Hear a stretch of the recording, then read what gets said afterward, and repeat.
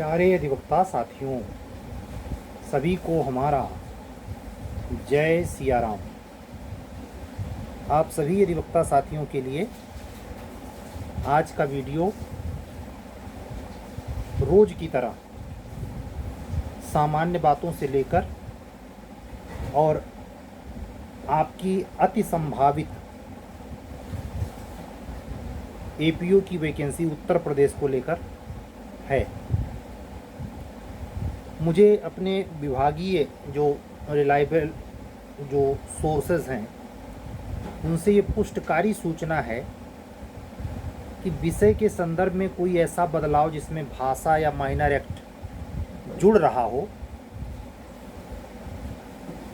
वो सरासर गलत है।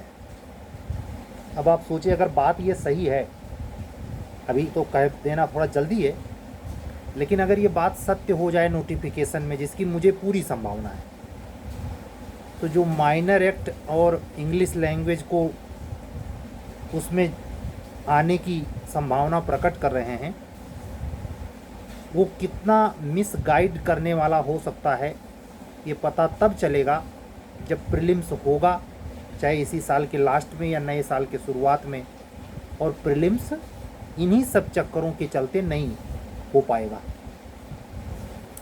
मैं ये नहीं कहता कि मात्र यही वजह बनेगी कि आपका ध्यान डिस्ट्रैक्ट हो गया। बच्चे कितने ध्यान से सुनते हैं ये पता चलता है, लेकिन जो संसूचनाएं इधर उधर से प्राप्त होती हैं किसी भी अधिवक्ता साथी को, वो इस लेवल पर होती हैं कि अगर वह व्यक्ति जिस सूचना से अवगत हो रहा है सूचना देने वाले में अत्यधिक आस्था रखता है, स्वभावतया उसे वो सही मानता है और उसी अनुरूप वो अपने प्लान को एग्जीक्यूट करने लगता है, जिसका नतीजा होता है कि अगर सूचना झूठी साबित हो जाए या प्रभावहीन हो तो उसके ऊपर लगाई गई ऊर्जा व्यर्थ चली जाती है।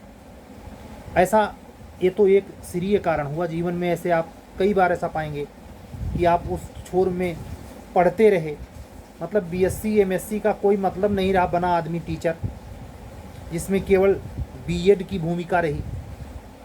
या जो आदमी प्रशासनिक सेवा में बहुत प्रयास किया, हाथ पांव मारा, उसकी एलिजिबिलिटी और क्षमता मेहनत सब प्रशासनिक सेवा में जाने की थी और अंत में मजबूरन उसे टीचर बन जाना पड़ा।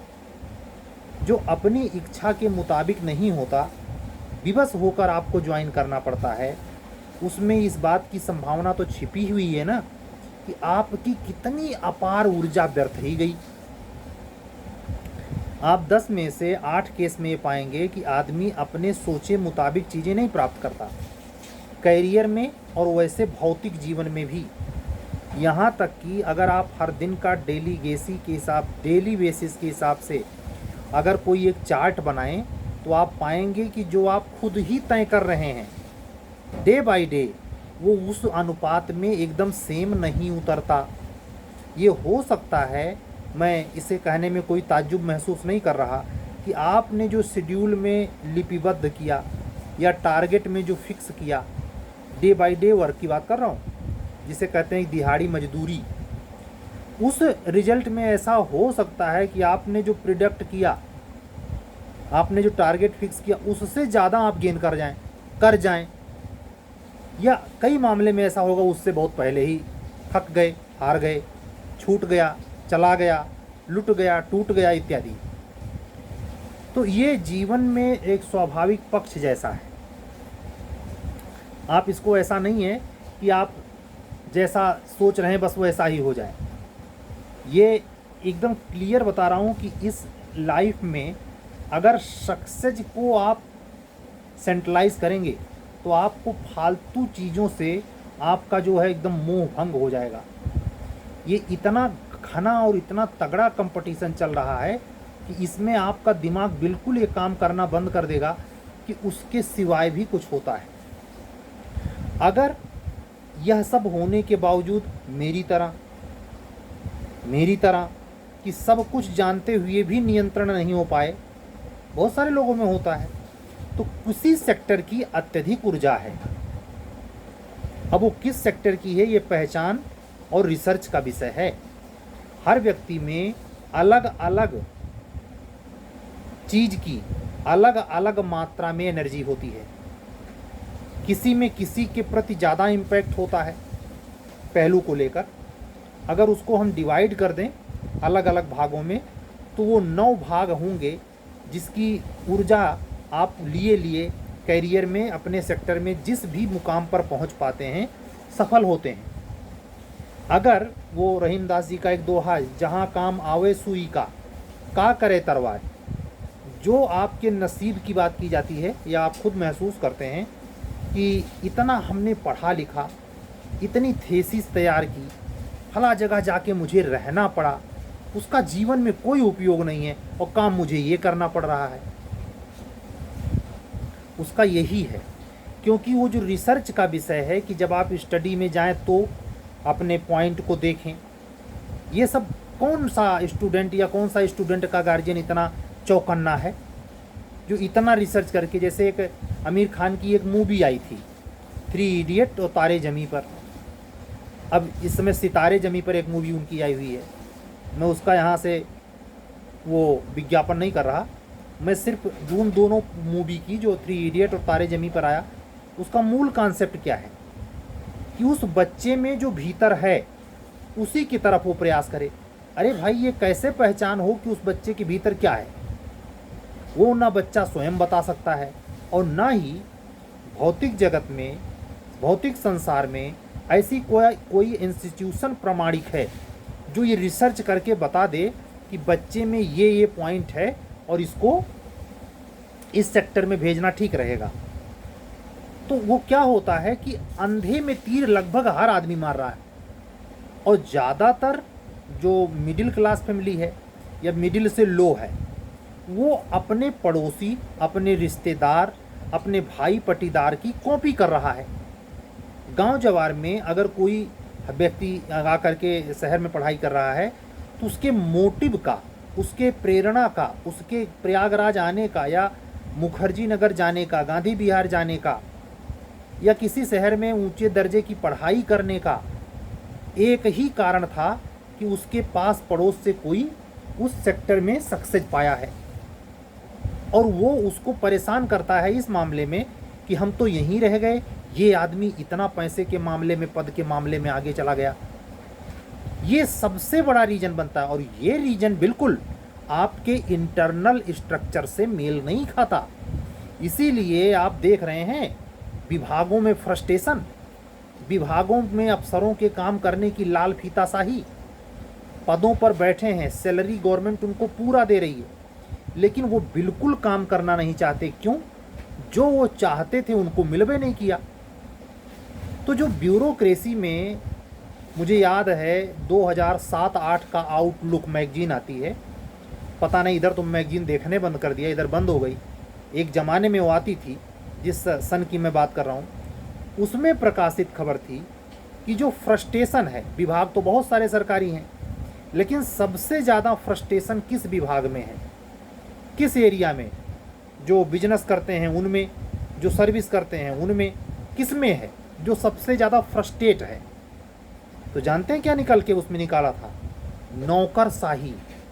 जिनको आप अधिकारी कहते हैं और जिनको आप नंबर 2 के पैसे का वो धन कुबेर मानते हैं, वो सबसे ज़्यादा फ्रस्ट्रेट प्राणी है। कोई किसी भी पद पे है, सेटिस्फाई नहीं, उसको सामने वाले में दिख रहा है कि यार हमसे ज़्यादा तो ये कमा रहा है। कई अधिकारी मित्र आप पाएंगे, अगर ईमानदारी से आपका कोई अधिकारी आपके परिवार में ही कोई हो, आप उसे पाएंगे उसके हाथ वहाँ बिल्कुल बंधे रहते हैं जहाँ कोई बड़ी मात्रा में सहयोग धनराशि कैश के रूप में देना पड़ जाए या दान करना पड़ जाए, वहाँ अधिकारी प्रकृति का व्यक्ति बिल्कुल कट लेता है। उसकी सैलरी कितनों हो, वो नंबर 2 की कितनों कमाई करता हो, वो 10 रुपये जेब से निकाल के देगा नहीं भाई। लेकिन एक बिजनेसमैन, एक ऐसे सेक्टर का आदमी, हो सकता है किसान हो या मध्यम दर्जे का कोई व्यक्ति हो, वो यूं ही पैसे दे देता है। वो इसकी परवाह नहीं कर रहा है कि कल हमारा खर्चा कैसे चलेगा। तो ये मनोवृत्ति किसमें आ रही है? जो पद पे है, सैलरी पे है, गवर्नमेंट सैलरी पे है, फिर भी उसमें ये सब चीज़ें क्यों आ जाती हैं? इतनी स्वार्थपरता क्यों आ जाती है, इतनी चतुराई कहाँ से आ जाती है? अरे महाराज, अगर ये स्वार्थपरता और चतुराई न होती तो वो कंपटीशन बीट करके नौकरशाही में आता। नौकरशाही का मतलब हम बात कर रहे हैं पुरानी वाली आईपीसी का 21। लोक सेवक, लोक सेवक में जितना आते उसमें न्यायाधीश भी आता है। सबको समेट के कह रहा हूं। ऐसा आदमी आपके घर परिवार में देख लीजिए, जो आदमी शहर निकल गया, अपने बीवी बच्चों को लेके शहर में चला गया, वो इनकम इतनी कर रहा है कि घर अगर और बाकी लोग हैं उनसे उनके इनकम का 20 गुना अगर वो आगे निकल जाए तब भी उसको हाय हाय पड़ी है। उसकी हालत उतनी खराब है जिसकी इतनी नहीं है, जो कि बहुत ही खस्ताहाल जीवन जीता है, साधारण कपड़े पहनता है, साधारण रहन सहन है, उसके बच्चे कहीं कॉन्वेंट में नहीं पढ़ सकते, पैसे नहीं है, लेकिन वो उतना प्रताड़ित या मानसिक रूप से परेशान नहीं है जितना ये हाई सोसाइटी, मिडिल, उच्च मध्य वर्ग में जो भयंकर प्रतियोगिता चल रही है एक दूसरे से आगे निकलने की। हम बात कर रहे थे आपके स्वाभाविक आंतरिक कैरियर के चरित्र का पता कैसे चले कि हम किस सेक्टर में सरवाइव करें तो हमें फालतू की ऊर्जा व्यय नहीं करनी पड़ेगी। असल में इसमें भी कारण का सिद्धांत कार्य करता है और प्रारब्ध भी जनित है। आप पिछले जन्म में किसी को भटकाए हैं तो आप भटकेंगे, मतलब आपने किसी को यूं ही परेशान किया है, किसी को इंतजार करवाया है तो आप भी इंतजार करिए ना। जो आप इस कायनात में कर रहे हैं उसका 50 गुना वापिस आता है। अगर किसी से सद्भाव से बातचीत करते हैं, सद्भाव पूर्वक आपका व्यवहार है, आप में कुटिलता नहीं है, आप में कोई सिजम लेकर, वो कास्ट सिजम होता है, तमाम तरीके का सिजम होता है, उसको लेकर आप एक तुच्छ या नैरो माइंड तो नहीं है, उसके कारण आप तमाम अपराध किए जा रहे हैं, जिसको कानून अपराध नहीं मानता लेकिन भगवान अपराध मानता है। वो नोट होता है आपकी तुच्छता और नीचता। क्यों? वो मानवता के इतर आपका स्वपाखंड होता है जो विधाता ने नहीं रचा है। जैसे कि आप वो इटावा की घटना देखिए, ये सब कुकृत्य आप जाने अनजाने लगातार रोज कर रहे हैं और इन्हीं सब से तय होता है कि आप कीड़ा मकोड़ा बनेंगे, देवलोक जाएंगे या मृत्यु लोक मिलेगा। जो सबसे तामसी जीवन इस जीवन में जीता है मानव तन पाकर, उसका क्लियर कट अगला जन्म कीट भृंग में होना है, कीड़ा मकोड़ा। आप देखें जैसे ये ट्यूबलाइट जल रही, इस लाइट में ज़्यादातर पक्षी थोड़े आते हैं। लाइट रात में जलती है तो मान लीजिए चमगादड़ भी एक पक्षी है जो रात्रिचर है, उल्लू एक पक्षी है रात्रिचर है, लेकिन इन दोनों पक्षियों को आप शहर में देखिए बड़े बड़े हेडलाइट लगे हैं, वो भी मरकरी लाइट, मतलब उजाला, उससे पीला प्रकाश नहीं है। लेकिन आपने कभी देखा कि इतने बड़े जो रात्रिचर हैं जिनको रात में दिखाई देता है, ये पक्षी कभी जाके उस पर टक्कर मारते हैं? लेकिन कीड़े मकोड़े देखिए, अगर वो ज्वलनशील हो तो कितने जल के मर जाते हैं। मतलब कीड़ा मकोड़ा वो बनता है जो पिछले जन्म में वासना के चक्कर में रहा, और वासना जनित वो काम हो सकता है, क्रोध हो सकता है, मोह हो सकता है, लोभ हो सकता है, मत्सर हो सकता है। इस वासना से ग्रसित व्यक्ति जब प्राण छोड़ता है इस शरीर से तो उसको नेचर अधोगति यानी मानव जीवन 84 लाख योनियों में घसीट कर कहाँ ले जाता है? कीड़ा मकोड़ा जो ये इस सफ़ेद, मतलब वो वहाँ भी वासना के पीछे दौड़ रहा था, मिल जाए तो उसको। तो आप यहाँ नेचुरली देखें कीट ज़्यादा इस पर अटैक करते हैं।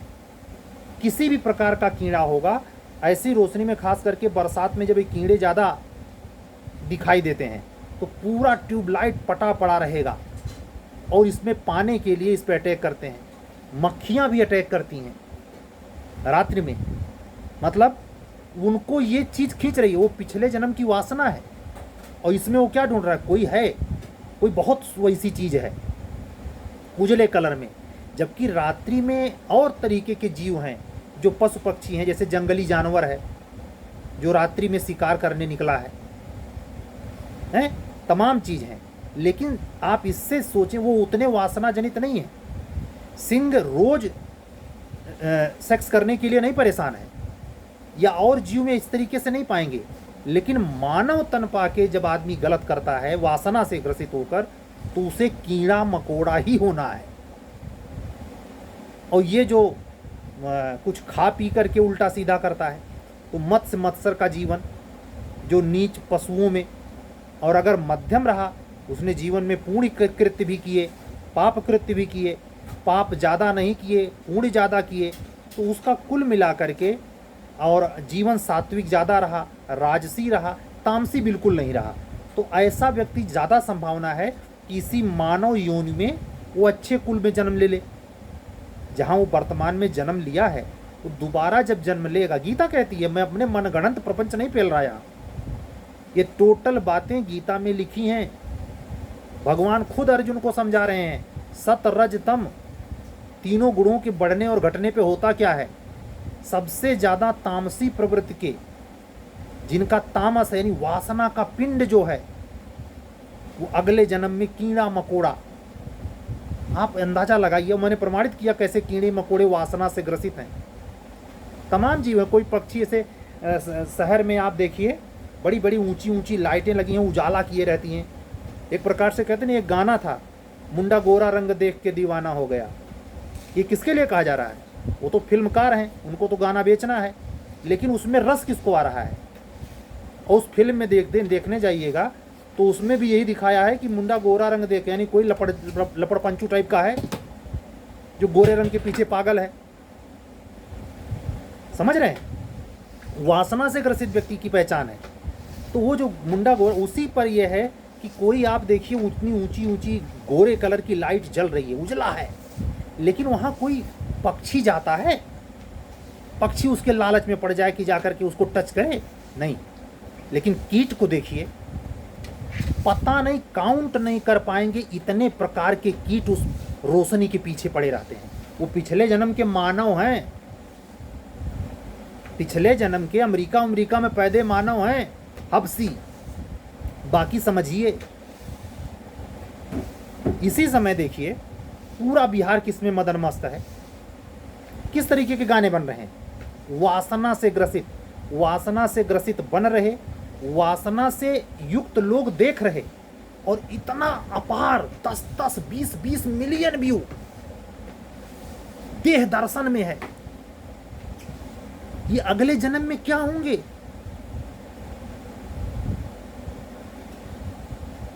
और एक बार नहीं कहते, ऐसे जीव को जो मेरे राम का मार्ग नहीं चुनता, ऐसे पथभ्रष्ट होता है। वो क्या पहचानेगा? जो वासना से घिरा है वो ये पहचानेगा कि हमारा आंतरिक, उसका अंधा हो चुका है। वो उसकी बाहर की आंखें जब अंधी हैं तो अंदर की आंख पवित्र करने के लिए दिव्य दृष्टि कहाँ से आएगी? वो तो दिव्य दृष्टि उसकी खुलती है कि सामने कितनों, सुखदेव महाराज की तरह जा रहे थे, सुखदेव महाराज जा रहे थे और बगल में सरोवर में स्त्रियां और शायद उसके साथ इंद्र भी नग्न सब स्नान कर रहे थे। उसमें से किसी स्त्री ने और अपने कपड़े सब तट पे रखे हुए थे। किसी ने जरूरी नहीं समझा कि ये 20 साल का लड़का जा रहा है, जवान पूरा, इसको शर्म करके कोई अपने कपड़े पे, वैसे वो स्नान करती रही और वो उधर देखे तक नहीं, बिल्कुल उनको प्रभाव नहीं पड़ा, वो चले गए। इतने में एक बुजुर्ग संत गुजरे, वो जैसे गुजरे तैसे से वो सब महिलाएं, वो जो स्नान कर रही थी, वो तुरंत जा कर के अपने कपड़े पहन ली। किसी अन्य व्यक्ति ने पूछा कि ऐसा आप लोगों ने क्यों किया? कहा वो जो आप जिनको युवा समझ रहे हैं वो परम नैष्ठिक हैं, वो केवल युवा हैं, अंदर से निर्विकार हैं, माधव हैं, योगनिष्ठ हैं, उनमें विकार नहीं है। और ये बुढ़ा इतनी उम्र गंवा चुका है लेकिन इसके आंखों में नशा ही नशा है। आप अंदाजा इसी से लगाइए कितने लोगों का मार्ग, कितने बड़े बड़े ब्रह्मर्षियों का मार्ग कहाँ पतन के ग्रस्त में गया। आसाराम की कहानी दोहरानी न पड़े, इसका न मोह लेते। आप यकीन करें, जब इस तरीके की आपकी मनोवृत्ति बन जाएगी तो ये 100% आप अपने अंदर का भाव, अंदर का चरित्र नहीं पढ़ सकते। और अगर ऐसे आपके घर में सब हैं तो आपका करियर कैसे होगा? अंधे में तीर चलाना, चल भैया हम भी तेरे साथ साथ चलते हैं, अच्छा तो इसमें ये सिलेबस है, हम तो भैया दिन भर सोते हैं, हम तो रात भर सोते हैं, हमसे यार इतना बड़ा कैसे। इसीलिए जितनी अधिवक्ता बंधु बहनें जगह जगह कोचिंग संस्थानों में पढ़ रही हैं, 98% बैग एंड बैजेज लौटकर शादी करती हैं, लड़के शादी करते हैं।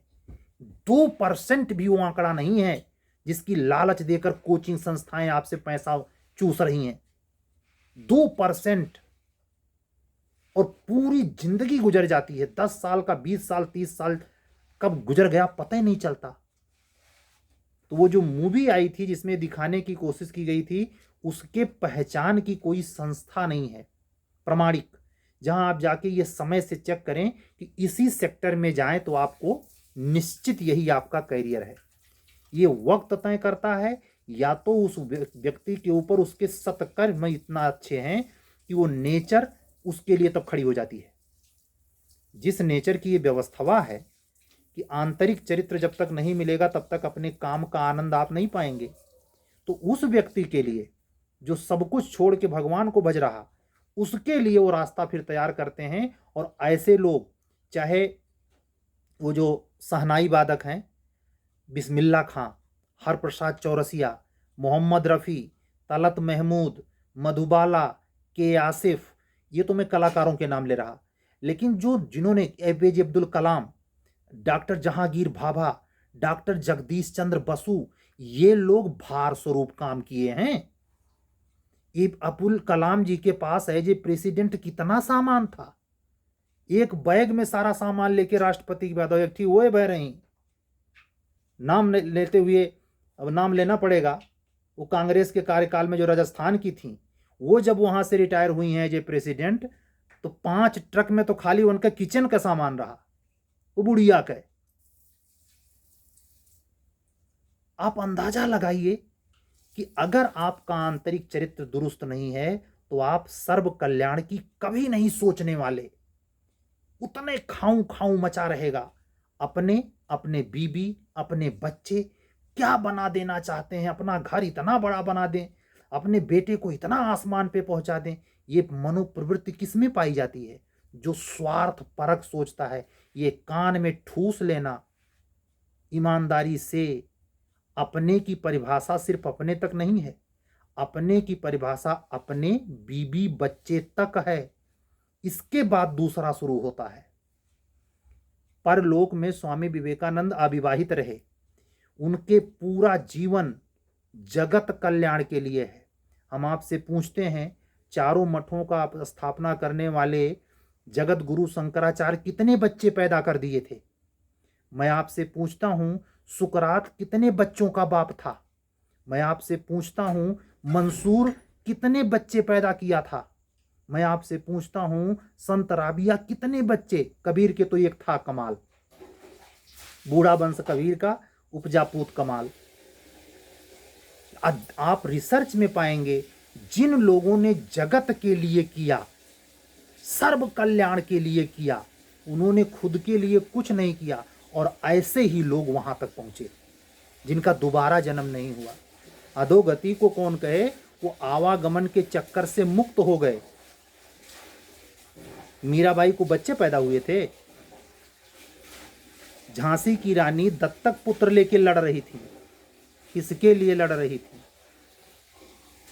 इसीलिए आप उस ताकत को नहीं जानते जो आपको सांसारिक रूप से दिखाई देता है कि हमारे ज़्यादा बच्चे हों, हमारा बड़ा परिवार हो, कोई समस्या आ जाए तो परिवार हमारे साथ खड़ा रहे। ये सब कायरपना है, गीदड़ के झुंड में है। ये जानवर सोचे तो समझ में आता है। अगर मानव तन पाकर आपकी आस्था परिवार, जाति, भीड़, समूह में है, या आप इतना संकुचित हो गए हैं, इतना जीवन में धोखा खाया है, इतना अविश्वासपूर्ण जिंदगी जिए हैं कि आपको लगता है कि मैं और बीवी बच्चे ही मेरे काम आएंगे, ये दोनों प्रकार के जीव कभी भी आत्मोद्धार के लिए नहीं जाते। ये मंदिर में चाहे 100 दफे माथा पटकें, चाहे जिस बाबा का दर्शन चल जाए, चाहे नीम करोली बाबा, चाहे जहाँ चले जाएं, लेकिन उनका एक उद्देश्य होता है काम की साधना, मनोकामना के लिए जाते हैं। कोई इसमें ऐसा व्यक्ति नहीं होगा जो उस भीड़ में ऐसा भी जाए जो जगत के कल्याण के लिए तीर्थ में दर्शन करने जाए। ब्रह्मर्षि होना, आंतरिक यात्रा को कंप्लीट करना, वो उसकी कृपा पाने के लिए इन संतों का पूर्ण आशीर्वाद उसको मिलता है जो सब कुछ छोड़कर भगवान को भजने लगता है, जिसमें प्रेमानंद जी महाराज रोज प्रेरित कर रहे हैं।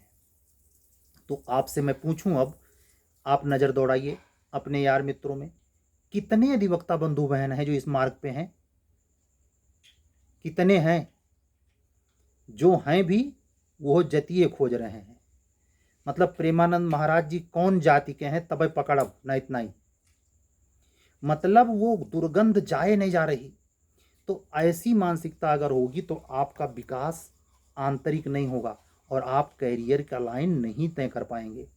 कैरियर का लाइन या तो परमात्मा साथ दे दे, या आप में स्वयं इतना विकास हो जाए कि चीज़ों को, विद्या है लेकिन प्रमाणिक लोग नहीं है, विद्या है वो पहचानने लायक कि आपका पिछला जन्म कहाँ कटा था और इस जन्म पे आप जो लाइफ कैरियर में भुनाना चाहते हैं वो किस कदर आप सेट करें, कितना मनोविज्ञान आपका डेवलप हो कि आप एकदम सटीक दिशा में वहीं से कंटिन्यू करें जो टूट गई थी रस्सी। ये कब होगा? ये तब होगा जब आप सत्कर्म किए होंगे। तो उसी को कहा जाता है भगवत कृपा, यानी आपको किसी ने बताया नहीं, संजोग से वहीं पहुंच गए। आपको ज़्यादा यहाँ रगड़ने नहीं पड़ा प्रयागराज में, डायरेक्ट आपका सिलेक्शन। घसता कौन है? जो पिछले जन्म उल्लू बनाया है लोगों को, जो लोगों को उल्लू बनाया, खूब मजे काटा अपने बीबी बच्चे के लिए, अपने बीबी की पायल बनवा रहा था, चांदी का, सोने का, हीरे का, अपनी बिटिया के ब्याह के लिए जमा कर रहा था। 1 करोड़, 2 करोड़, 30 करोड़ होते न लती। तो ऐसे लोगों का अगला जन्म ऐसे होता है। और ये जो इधर पैसवा लेकर के आपका, जैसे मान लीजिए आपकी बेटी के रूप में आई है, आप उस पर दिखाने के लिए समाज को करोड़ों खर्चा करने वाले हैं और उसके लिए नंबर 2 की कमाई कर रहे हैं।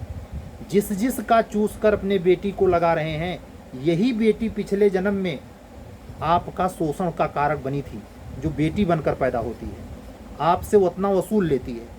ये कर्म की दुनिया है, जैसा करेंगे वैसा भोगेंगे। इसलिए पूरे वीडियो का सार ये है कि अगर इस जीवन में आपको अत्यधिक भटकना ना पड़े, या अगर पिछले जन्म में ज़्यादा गड़बड़ हो तो इसमें नया विकर्म ना तैयार हो और आने वाला समय सुगम हो जाए, सात्विक जीवन जिए, ध्यान मार्ग अपनाइए, ज्ञान की ओर बढ़िए।